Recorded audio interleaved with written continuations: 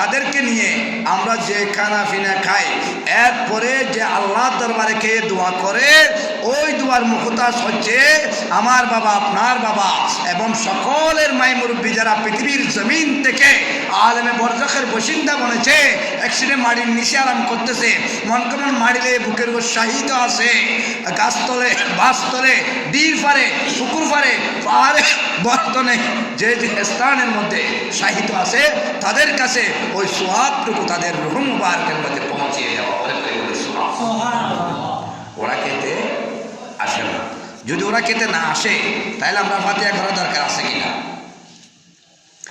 গভীর মনোযোগ আমার বাবারা, ও যুবক ভাইরা, আমি বলতে চাই আফদালুন নাস বাদাল আম্বিয়া হযরত সিদ্দিক আকবর রাদিয়াল্লাহু তাআলা আনহু, উনি কেমন ব্যক্তি, উনি কেমন আল্লাহর বান্দা, রাসূলের উম্মত বলেছেন।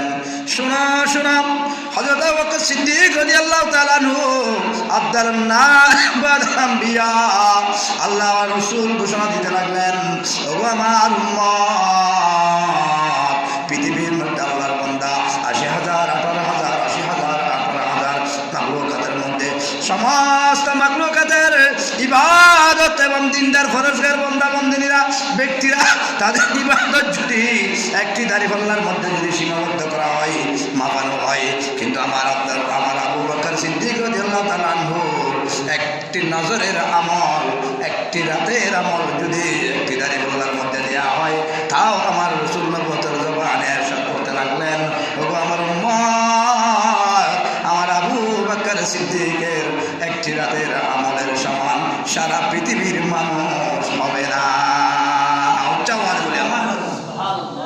ঠিক কিনা?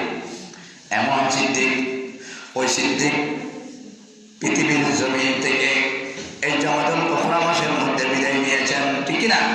ওফাত হয়েছেন। এবার আসুন, আজকে হলো দ্বিতীয় জুমা। আজকে কি? জমাতুল উখরা মাসের দ্বিতীয় জুমা, ২ নম্বর জুমা।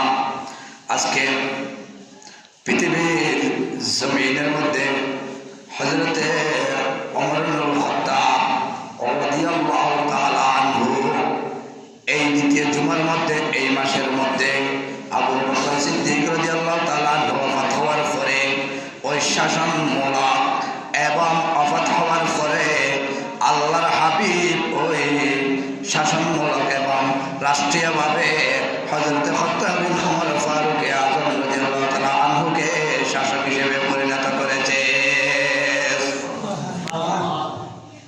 বুঝতে পেরেছেন? তাহলে আসুন আমার বাবারা ভাইরা,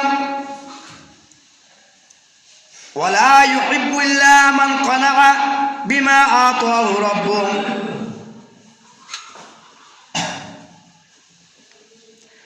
তিনি এমনইভাবে যাকে ভালোবাসেন তাকে দান করেন, তবে দিন একমাত্র তাকে দান করেন যাকে তিনি ভালোবাসেন, এবং তিনি তাকে ভালোবাসেন যে তার প্রভুর দানের প্রতি সন্তুষ্ট থাকে। যেটা আল্লাহ পাক রব্বুল আলামিন যা দিয়েছে তার মধ্যে আপনি সন্তুষ্ট, আপনি শুকরগুজার করেছেন আল্লাহর দরবারে, যা দিয়েছেন আপনাকে ধন সম্পদ, টাকা পয়সা এবং জন এবং ছেলে সন্তান, এরপর আপনি যখন খুশি হয়েছেন, আপনি যখন এরপর যখন আল্লাহর দরবারে শুকরিয়া আদায় করেছেন, আল্লাহ পাক রব্বুল আলামিন আপনি বান্দাকে বেশি বেশি করে ভালোবাসতে থাকেন। সুবহানাল্লাহ। তাইলে আমরা শুনুন, قسما أرزاق العباد وهم في بطون الأمهات فلا يزداد الحريص.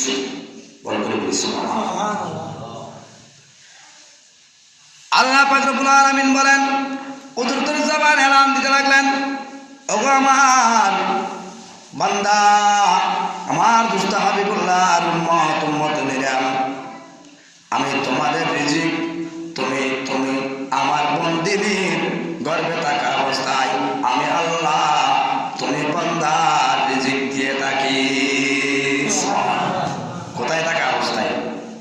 গর্ভের মধ্যে থাকা অবস্থায়।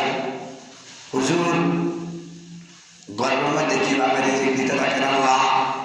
এটা আমি পারবো না, আপনি পারবেন না। আল্লাহ যদি চাই সব কিছু সমাধান হয়, আল্লাহ যদি চাই সব আল্লাহর জন্য এবং রসুলের জন্য সম্ভব।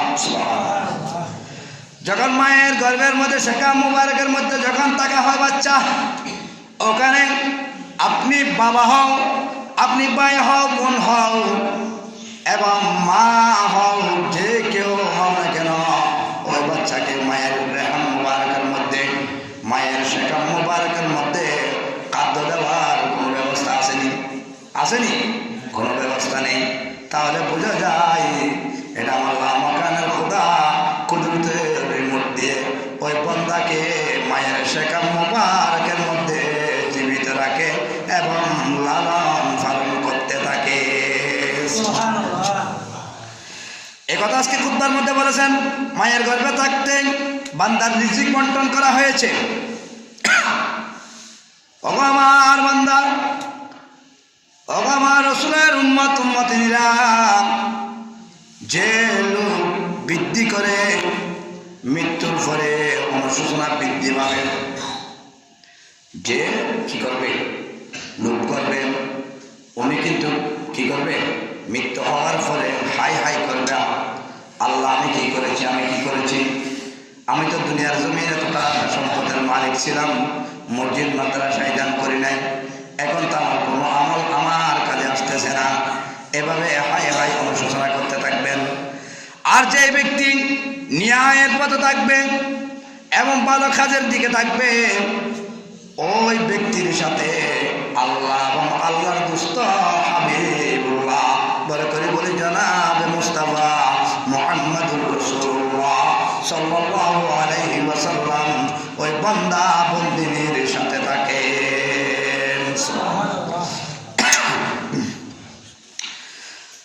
যে বান্দা সন্তুষ্ট থাকবে আল্লাহর সম্পদের উপর, আল্লাহ যা দিয়েছেন তাই আমি মেনে নিয়েছি, একথা যার কাছে সন্তুষ্ট করে, যে আল্লাহর দরবারে দুইটি হাত তুলে যখন দোয়া করবেন, যখন শুকর গুজার করবে, লাইন শাকারতুম লাযিদান্নাকুম ওয়া লাইন কাফারতুম ইন্না আযাবি লাশাদীদ। আল্লাহ আপনি আমাকে যা সম্পদ দিয়েছেন, যাই আমাকে ছেলে মেয়ে দিয়েছেন, আমার মা বাবা আমার সামনে আছে, আমি এতটুকুতে আল্লাহ আপনার দরবারে সন্তুষ্ট হয়েছি। আল্লাহ আমি দুনিয়ার সম্পদ চাই না, আমি দুনিয়ার লোভ লালসা চাই না। আল্লাহ আমি গভীর রজনীতে তাহাজ্জুদের নামাজ গুজরেছি। আল্লাহ আমার 2 রাকাত 4 রাকাত 4 রাকাত 8 রাকাত 10 রাকাত 12 রাকাত তাহাজ্জুদের সুন্নত নামাজ আমি পড়েছি।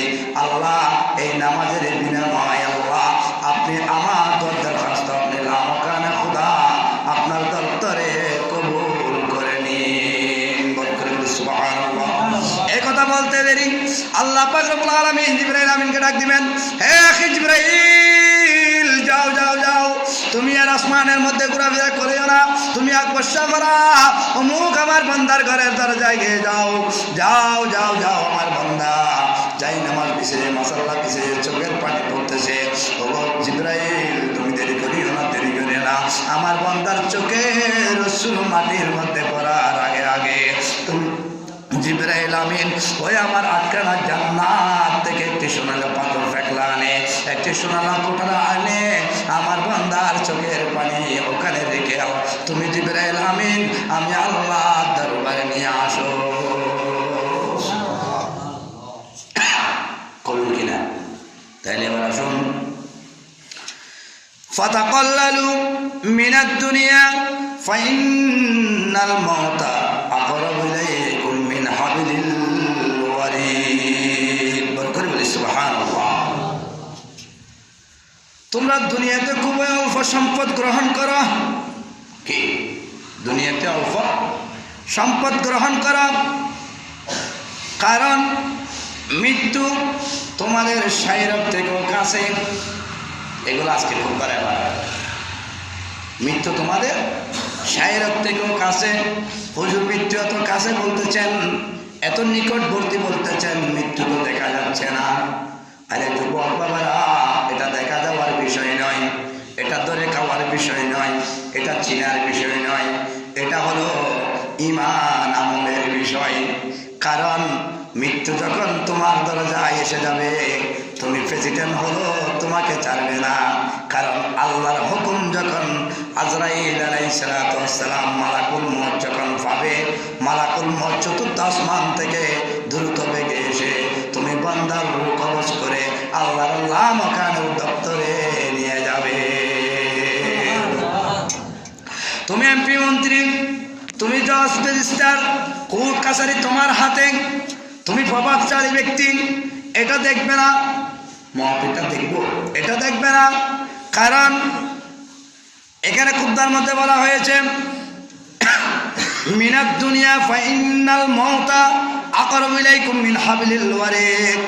ও বান্দা, তুমি খুব অল্প সম্পদ অর্জন করো, বেশি সম্পদ অর্জন করিও না। কারণ এর মধ্যে তুমি সন্তুষ্ট থাকো। কারণ মত হচ্ছে তোমার নিকটবর্তী। কারণ নিকটবর্তী মানে বোঝায় তোমার এই গর্দানের মধ্যে যে শাইরক আছে ওখান থেকেও আরো কাছে। সুবহানাল্লাহ। এটা খেয়াল করো। আপনি মত দেখতেছেন না, এটা আমল করিয়েন না। আর যুবক বাবারা, ভাইয়েরা, আমার বৃদ্ধ বাবারা, ওটা খেয়াল করো।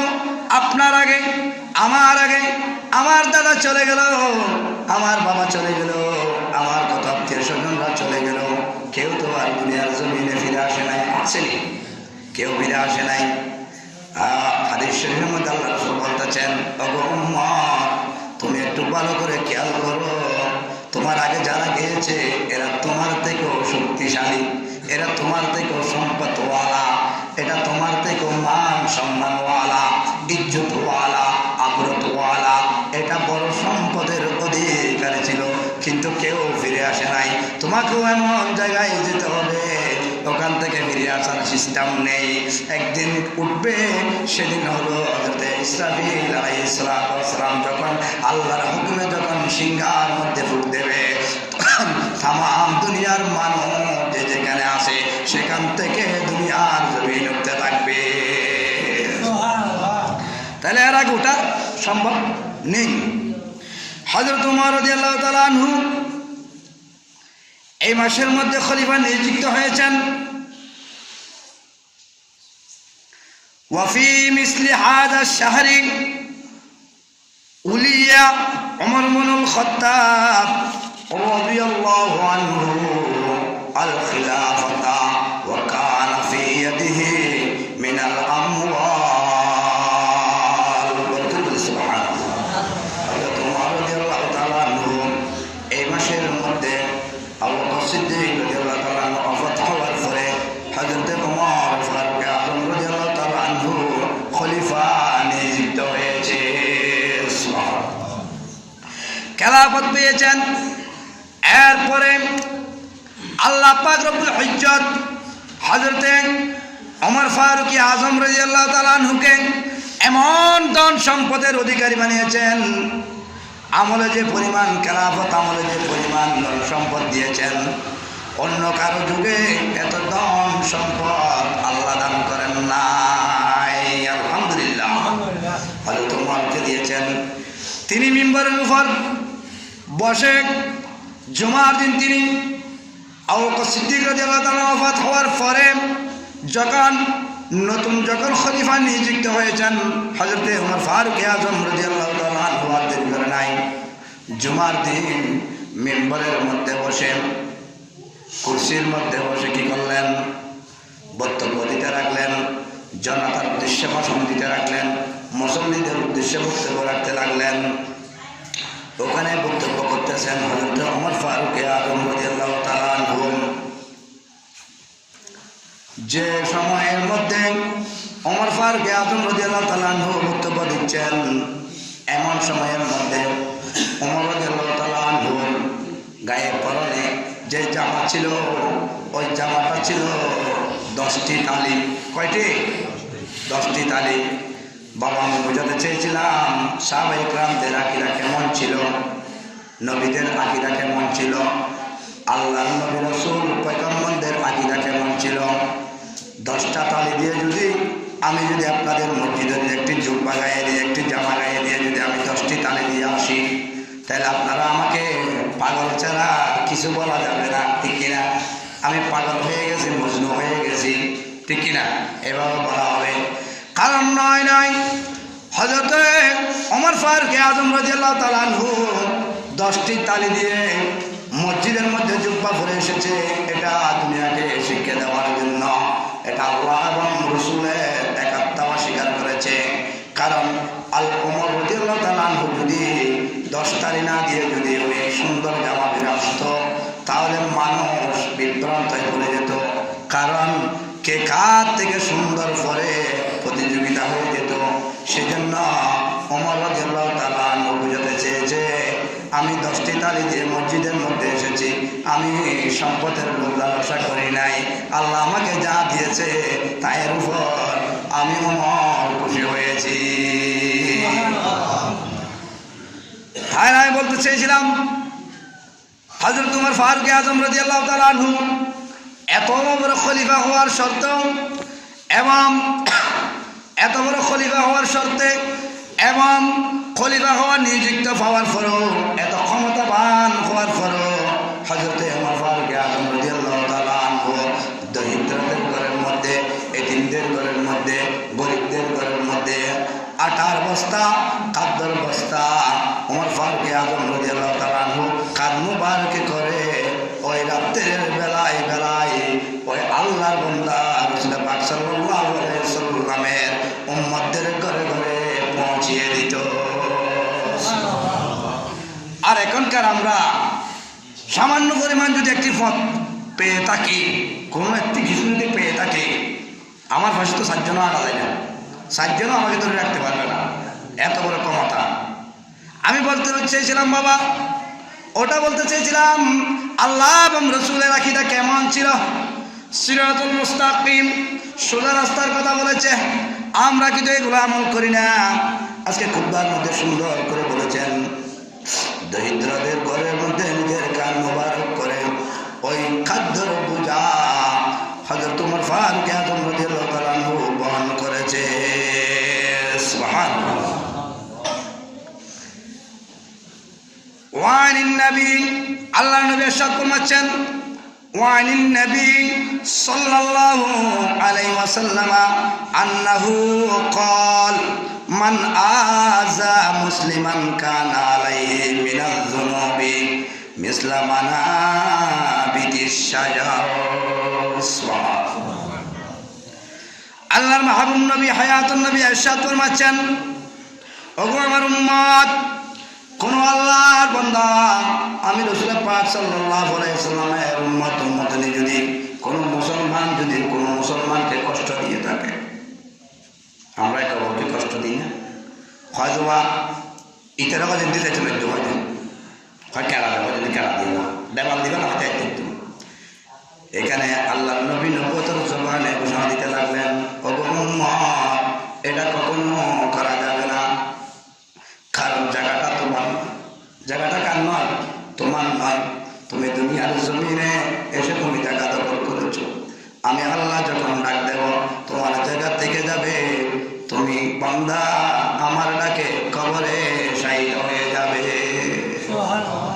সেজন্য তোমার জায়গা নাই। কবি সুন্দর করে বলেছেন রজিক দিয়ে, পরের জায়গা পরের জমি গর্বা দিয়া আমি রই, ঠিক কিনা?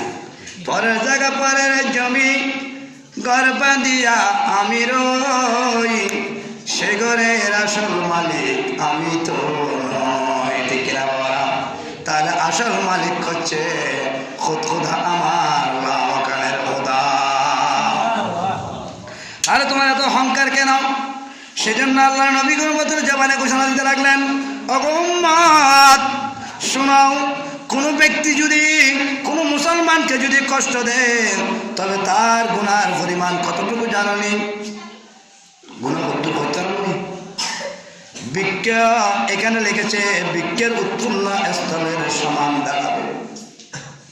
একটি গাছ, একটি বৃক্ষ মানে গাছ, একটি আম গাছ, একটি কাঁঠাল গাছ, আপনি পাতাগুলা কি গলতে পারবেন? ওখানে নিচে যে শিকল আছে, শিকলগুলা কি গলা যাবে? বাবা যাবে না। তাহলে আল্লাহর নবী কিসের সাথে তুলনা দিয়েছেন? একটি বৃক্ষের স্থলের সাথে তুলনা দিয়েছেন। বৃক্ষের স্থল যেরকম এর চাইতেও বেশি গুনাহগার তুমি বান্দা বন্দিনী এবং উম্মত উম্মতনী, ঠিক কিনা? তাহলে এটা করা যাবে না। কোনো মুসলমানকে কষ্ট দেওয়া যাবে না। এটা আমি বলছি না বাবা। আমি মতোয়া যদি বলি তোমরা বলবো যে তুমি কাবিল শুনি। আমি বলতেছি না। আজকে খুতবার মধ্যে গুরুত্বপূর্ণ কথা এসেছে বাবা। আমার নবী নবুয়তের জবান এলান দিয়ে বলতেছেন, উম্মত তোমরা কোনোদিন কোনো আমার উম্মতনীকে কষ্ট দেওয়া যাবে না। কারণ তুমি নামাজ পড়ো নাই। আল্লাহ যদি চাই তুমি নামাজ পড়ো না, আল্লাহর দরবারে যদি তুমি চাও আল্লাহ তোমাকে ক্ষমা করবে, ঠিক কিনা? তুমি আল্লাহ দুষ করেছ, আল্লাহ ক্ষমা করবে। তুমি নামাজ পড়ো নাই, তুমি একটা গুনাহ করেছ, একটি জেনায় বিভক্ত হয়েছ, একটি বিদ্যা ব্যভিচারে লিপ্ত হয়েছ, এটা আল্লাহর কাছে যদি তওবা করো, আত-তাওবাতুন নাসুহা, ইস্তিগফার ফর আস্তাগফিরুল্লাহ রাব্বি মিন কুল্লি যামবিন ওয়া আতুবু ইলাইহি ওয়া লা কুওয়াতা ইল্লা বিল্লাহিল আলিয়্যিল আযীম। এইভাবে যখন ইস্তিগফার করবে, বেশি বেশি ইস্তিগফার করবে, তখন তোমার কি হবে? গুনাহ মোচন হবে। ইস্তিগফার করে তুমি যখন আমার নবীর দরুদ পড়ে যখন আল্লাহর দরবারে তুমি গুনাহ হাত তুলে করে দেবে উম্মত, তখন তুমি বুঝতে পারবে আল্লাহ রহমানুর রহিম গফুরুর রহিম। আল্লাহ আর থাকতে পারবে না। আল্লাহ পাক রব্বুল আলামিন তুমি বান্দা বন্দিনের দোয়া আল্লাহ রামকানের দপ্তরে কবুল হয়ে যাবে। তাহলে আমি বোঝাতে চেয়েছি তুমি আল্লাহ দুষ করেছো, আল্লাহ মাফ করে দেবে। আল্লাহ বলেন খবরদার খবরদার সাবধান হয়ে যাও আমার বান্দারা, আমার দুষ্ট হাবিবের উম্মতরা। তোমরা যদি কেউ যদি আমার বান্দার দুষ করো, আমার দুষ্ট হাবিবের উম্মতিনীর দুষ করো, উম্মতের দুষ করো, যতক্ষণ পর্যন্ত ওই উম্মতিনী তোমাকে ক্ষমা করবে না, আমি লামাকানের খোদা ক্ষমা করার সিস্টেম আমি রাখি না। তাহলে বুঝতে হবে তুমি আমার দোষ করেছো, আমার কাছে ক্ষমা চাইতে হবে। আমি মতোয়া হয়েছে কি হয়েছে, আমি তোমার দোষ করেছি, তোমার কাছে আমাকে ক্ষমা চাইতে হবে। কারণ আল্লাহর নবী বলেন, ওগো উম্মত তুমি ক্ষমা চেয়েছো, মনে করিও না তুমি ছোট হয়ে গেছো। তুমি ক্ষমা চেয়েছো, এটা তুমি দোষ করো নাই। আল্লাহ বলেন ক্ষমা চানেওয়ালা বান্দা হচ্ছে আমার প্রকৃত বান্দা, ক্ষমা চানেওয়ালা এবং তওবা করনেওয়ালা, আমার দুষ্ট হাবিবের উপর বেশি বেশি দরুদ পড়নেওয়ালা উম্মত বান্দা বন্দিনী, আমার দুষ্ট হাবিবের উম্মতিনী হচ্ছে আমি আল্লাহর দরবারে বসে প্রিয় বান্দা বন্দিনী। তাহলে ক্ষমা চাইতে কোনো দোষ আসেনি, দোষ নেই। ক্ষমা চাইবা যে বান্দা যার সাথে মাথা নাই ক্ষমা চাইবা। এখানে আর লম্বা ইতিহাস এসেছে। হযরত উমর ফারুক আযম রাদিয়াল্লাহু তাআলা আনহু এই মাসের মধ্যে খলিফা নিযুক্ত হয়েছেন। হযরত আব্দুল্লাহ নাস বাদল আম্বিয়া হযরত আবু বকর সিদ্দিক রাদিয়াল্লাহু তাআলা দুনিয়ার জমিন থেকে রেহলাত ফরমায়েছেন, ওফাত হয়েছেন, আলেমে বরজাখের বাসিন্দা বনেছেন, আল্লাহর ডাকে সাড়া দিয়েছেন। হযরত নবী করিম সাল্লাল্লাহু আলাইহি সাল্লাম মদিনায়ে মুনাওয়ারার মধ্যে আবু বকর সিদ্দিক রাদিয়াল্লাহু তাআলা আনহু ডান পাশে আমার রাসূলের